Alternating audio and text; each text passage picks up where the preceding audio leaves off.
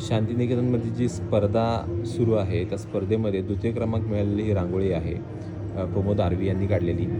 Actually ह्या रांगोळीमध्ये एक family दाखवली आहे माकडांची जग जपायची आहे, निसर्गाची देणे सांभाळायची आहे.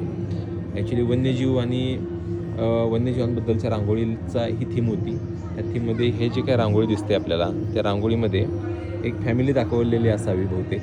आणि याच्यामध्ये जे काही एक जोडी आहे आणि त्यांचं एक बेबी आहे आणि ते बेबीची केअर करत असताना आपल्याला दिसतं आहे. आणि त्याबरोबरच त्यांच्या चेहऱ्यावर उमटलेले जे भाव आहेत ना, ते भाव बरेच काही सांगून जातात. मे बी आपण त्यांच्याकडे आता पाहत आहोत, बघत आहोत आणि एक आपल्याकडनं अशी अपेक्षा करत असतील की आम्ही पण एक निसर्गाचा भाग आहे आणि त्या निसर्गाच्या भागाला तुम्ही जपा, आणि ही अपेक्षा आपल्याकडून करत असतील मे बी.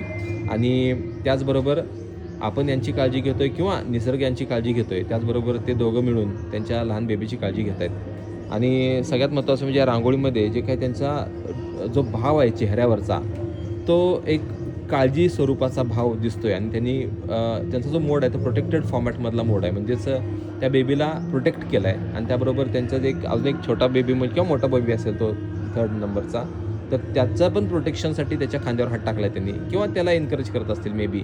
किंवा बरेच अर्थ निघू शकतात, प्रत्येकाच्या नजरेनुसार वेगळे अर्थ तो काढू शकतो. पण ह्यांच्या चेहऱ्यावरचा भाव बराच काही सांगून जातो आहे. निसर्ग वाचला तर आपण वाचेल. तर खूप छान प्रदर्शन आहे, रांगोळी पण खूप छान आहे. धन्यवाद.